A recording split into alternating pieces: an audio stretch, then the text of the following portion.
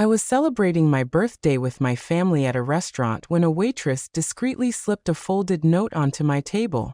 "Don't drink that." I froze. I decided to swap my wine glass with my daughter-in-law's. And what happened just 5 minutes later changed everything. My name is Celeste Montgomery and I'm 62 years old. I never thought my 62nd birthday would be the day that saved my life, but also the day I would discover the depths of family betrayal. It was a Friday night and my son Marcus had taken me to Giovanni's Trattoria, the Italian place I loved so much in our neighborhood of Atlanta, Georgia. He'd chosen it because he knew it was my favorite, or so I thought. Allison Whitlock, my daughter-in-law, sat across from me, smiling that smile I'd always found a little stiff, which I used to attribute to nerves or shyness. The restaurant was buzzing with families celebrating. The atmosphere was warm and inviting with soft lights casting a golden glow on the wooden tables, and the aroma of garlic and basil filling the air.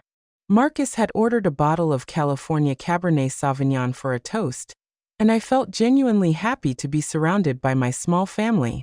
"Mom, you look radiant tonight," Marcus said, pouring wine into our glasses. His eyes sparkled with affection, and for a moment I felt like the luckiest mother in the world. Allison nodded, her smile not quite reaching her eyes, but I was too caught up in the moment's joy to notice. We'd ordered our favorite dishes.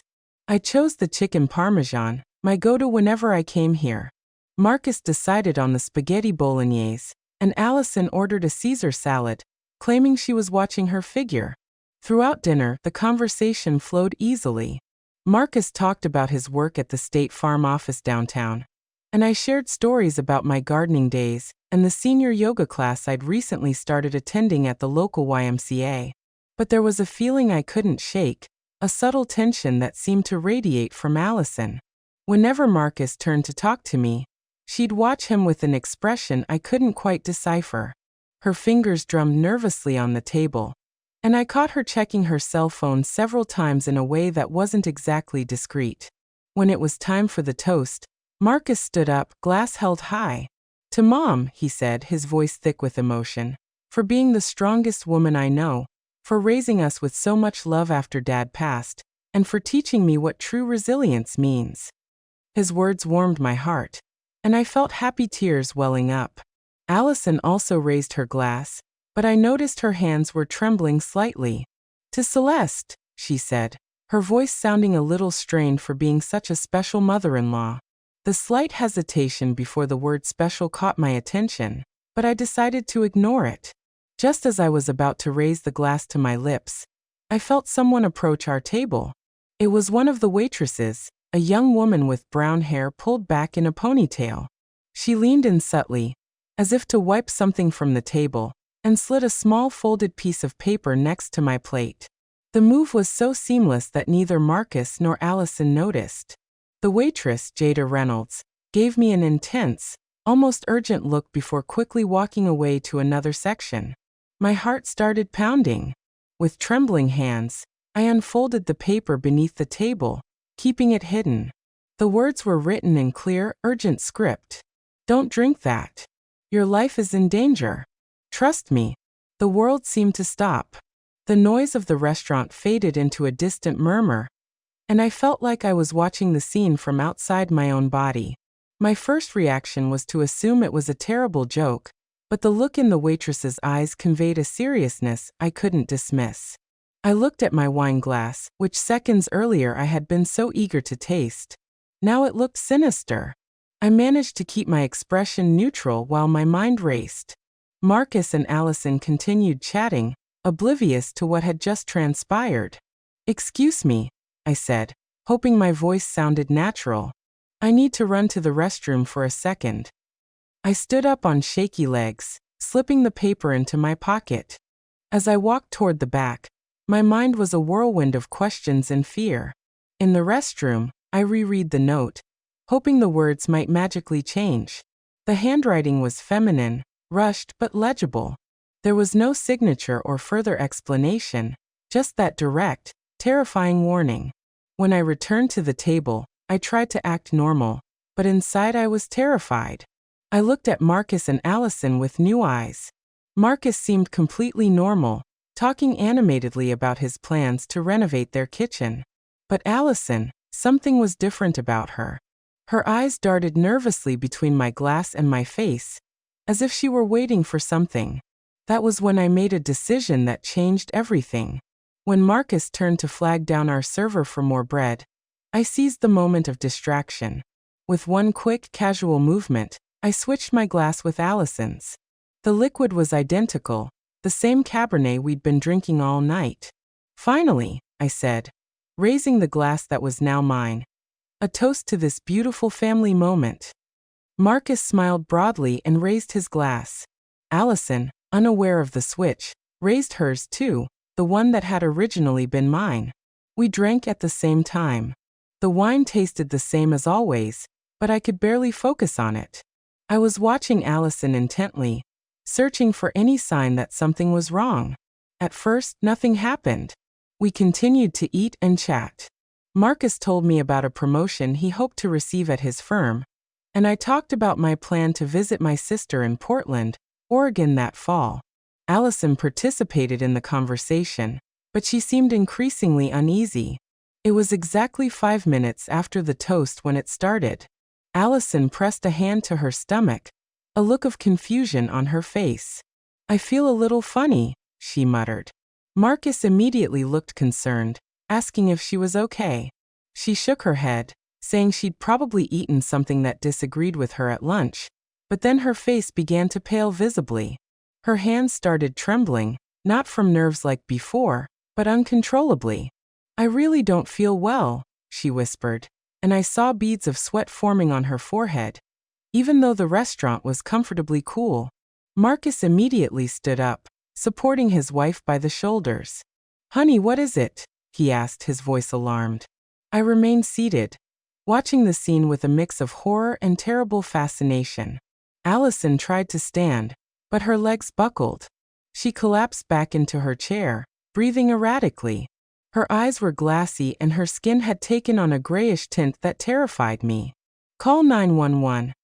I yelled at Marcus, though my voice sounded eerily calm considering the situation. Panic seized the restaurant as other diners realized something serious was happening. While we waited for the paramedics, my mind couldn't stop repeating the words on the note.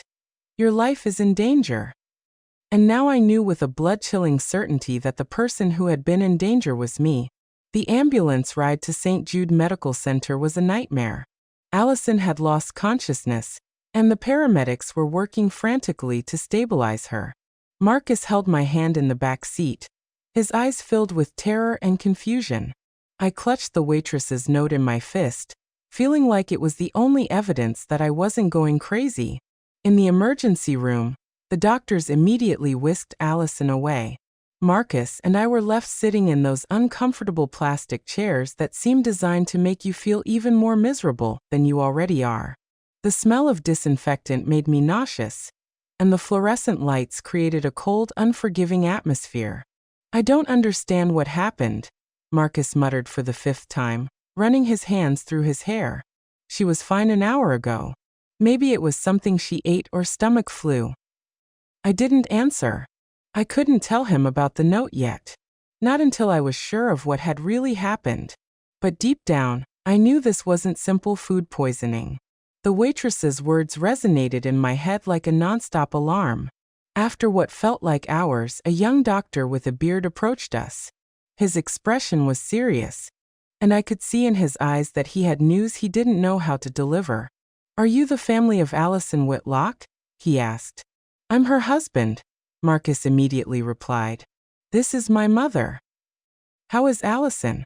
The doctor sat down across from us, which instantly told me the news wasn't good. "Your wife is stable for now, but we need to talk about what caused her collapse." He paused as if carefully choosing his words. "The results from the blood work show the presence of dioxin in extremely high levels." Marcus frowned. "Dioxin? What is that?" "It's a heart medication," the doctor explained. "In normal doses, it helps regulate heart rhythm, but the amount we found in her system is, well, it's potentially lethal." I felt as if I'd been punched in the stomach. Are you saying someone poisoned her? I asked, my voice trembling. I can't make that determination, the doctor replied carefully. But I can tell you that this amount of dioxin did not enter her system accidentally. We're going to have to contact the police to investigate. Marcus abruptly stood up, pacing back and forth in the small space. This is impossible, he muttered. No one would want to hurt Allison. She's a good person. Who would do something like that? I knew the answer, but I couldn't say it yet. I needed more information. Doctor, I said, is it possible for someone to put this medication in a drink? Definitely, he replied. Dioxin can dissolve in liquids, and in this case, we also detected alcohol in her system, which can intensify the toxic effects. That was the confirmation I needed. I pulled the note from my pocket with trembling hands and showed it to Marcus. His eyes widened as he read the words. Mom, where did you get this? He asked, his voice breaking. I told him everything. The waitress, the message, my decision to swap the glasses. With every word, I saw the color drain from Marcus's face. When I finished, he sank into the chair as if he'd lost all his strength. It can't be, he whispered.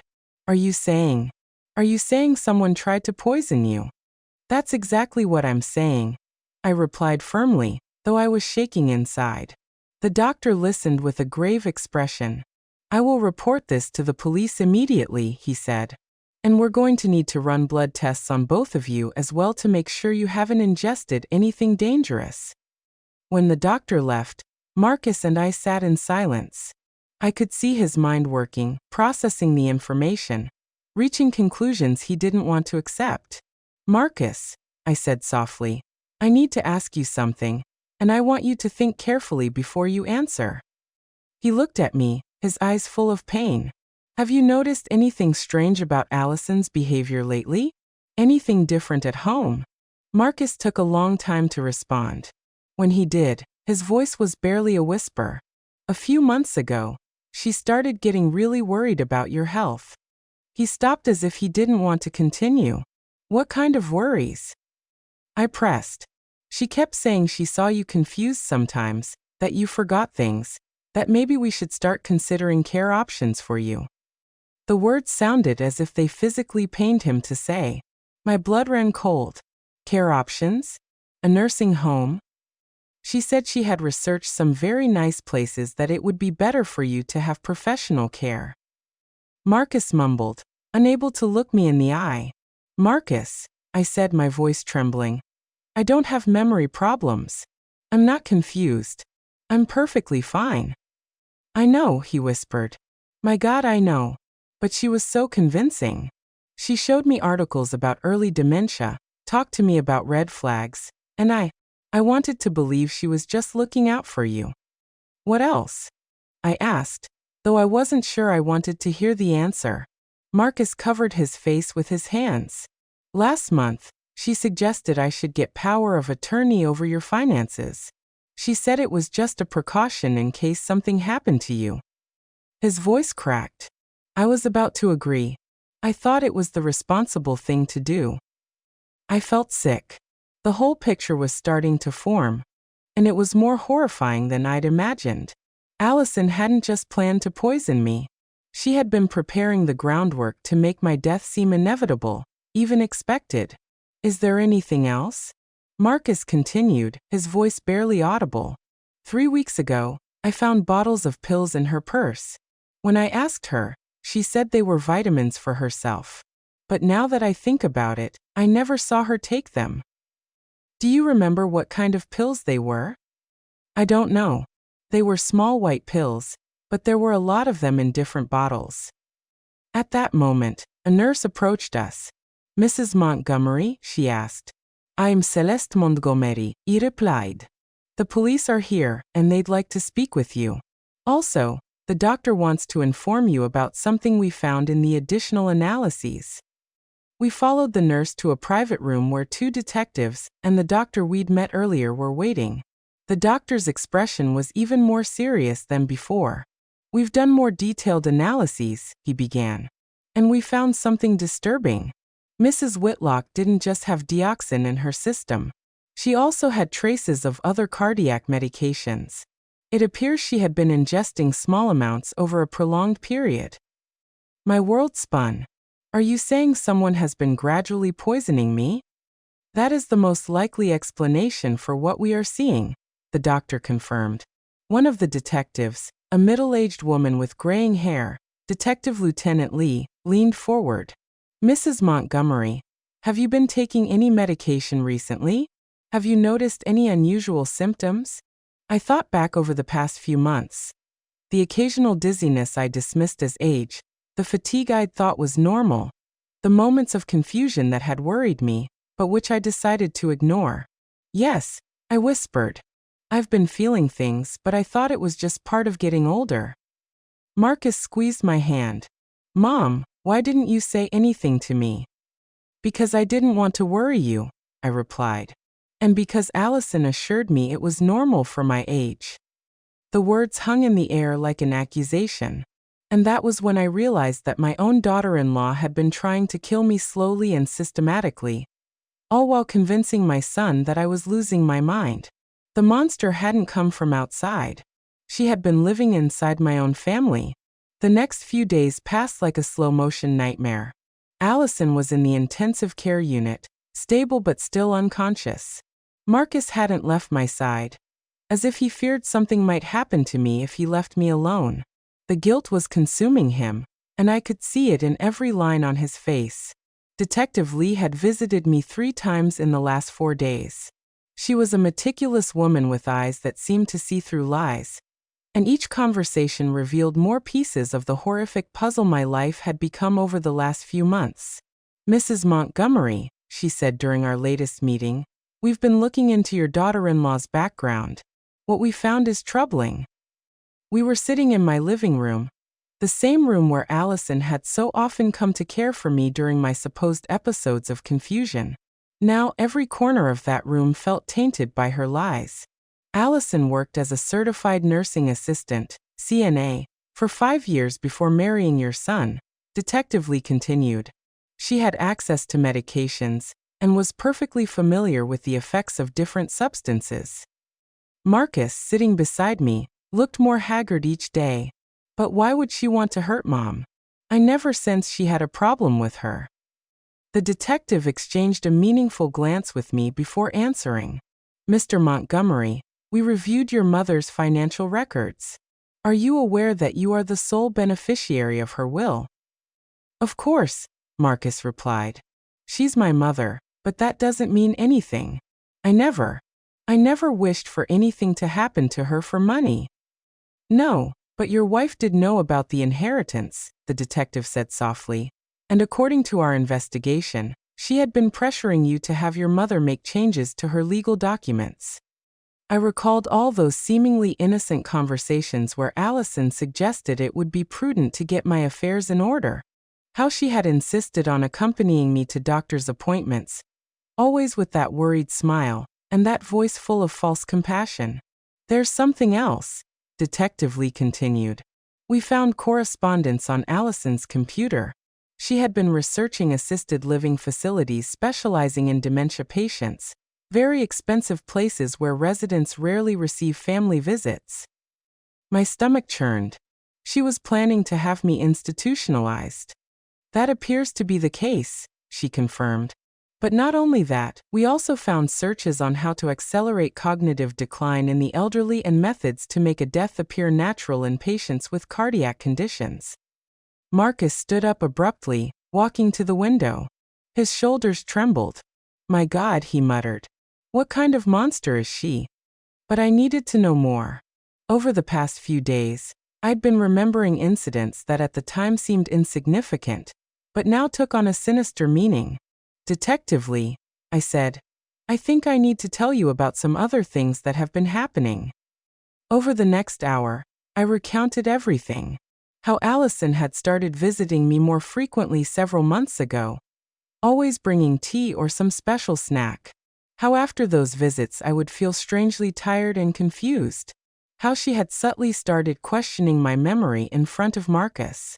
She would say things like, Celeste, don't you remember you already told me that story yesterday? Or, honey, You just asked me that 5 minutes ago. I started doubting myself. I thought maybe I really was losing my memory. Marcus turned from the window, his face full of horror. And I believed her, he whispered.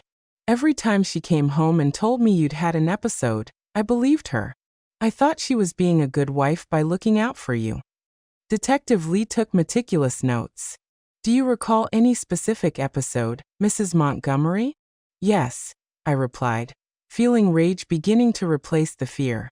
2 months ago, Allison came over for lunch. She brought a homemade soup, said she'd made too much, and didn't want it to go to waste. After eating it, I felt so unwell that I had to lie down. When Marcus arrived that night, she told him she'd found me confused, that I didn't remember having lunch with her. And what did you remember? I remembered the lunch perfectly, but I felt so sick and disoriented that I couldn't defend myself. Marcus took me to the doctor the next day, but by then I was feeling better. The doctor said it was probably just a stomach virus. Marcus slumped into his chair, covering his face with his hands. She was gradually poisoning you, he murmured. I helped her convince you that you were going crazy. It's not your fault, I said, though inside I felt a complex mix of pain and understanding. She is very good at manipulation. She manipulated me too. Detective Lee closed her notebook. Mrs. Montgomery, there's one more thing you need to know. The waitress who gave you the note, Jada Reynolds, is a nursing student. Her grandmother died 2 years ago under circumstances similar to what you're describing. My blood ran cold. What do you mean? Jada's grandmother, Eleanor Washington, began showing signs of confusion and cognitive decline. Her family thought it was natural dementia. She was admitted to an assisted living facility where she died 6 months later from heart failure. But Jada always suspected something wasn't right. And what does that have to do with me? The person who cared for Jada's grandmother, who convinced the family she needed institutional care, was Allison Whitlock. At the time, she used her maiden name, Allison Peters. The silence that followed was deafening. Marcus slowly raised his head, his eyes full of horrifying realization. Are you saying my wife she'd done this before?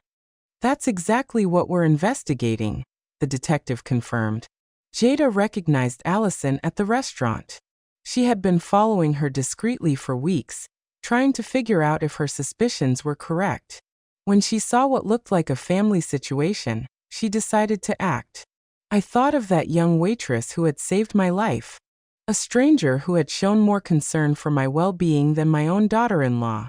Where is Jada now? I asked. I'd like to thank her. She is fully cooperating with our investigation, and I believe she'd like to speak with you too. Marcus finally spoke, his voice cracked with emotion. Mom, I'm so sorry. I'm sorry I ever doubted you. I'm sorry I let her do this to you. I reached out and took his hands in mine. They were cold and trembling. Marcus, listen to me. Allison is an expert manipulator. This is not your fault. But I should have seen the signs, he insisted. I should have known something was wrong. How could you have known? She presented herself as the perfect daughter-in-law, worried about her elderly mother. Anyone would have thought she was being kind. Detective Lee stood up. Mrs. Montgomery, we'll need you to come to the Atlanta Police Precinct tomorrow to give a formal statement. We also want you to speak with Jada Reynolds if you are willing. Of course, I replied. I'll do whatever is necessary.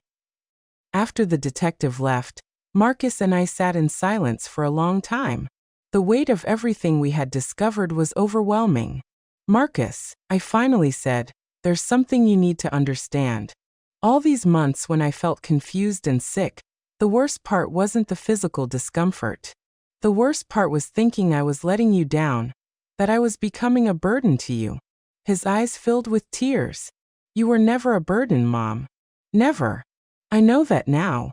But in those moments when Allison told me she was worried about my mental decline, I felt like I was losing not just my mind, but also your respect and your love.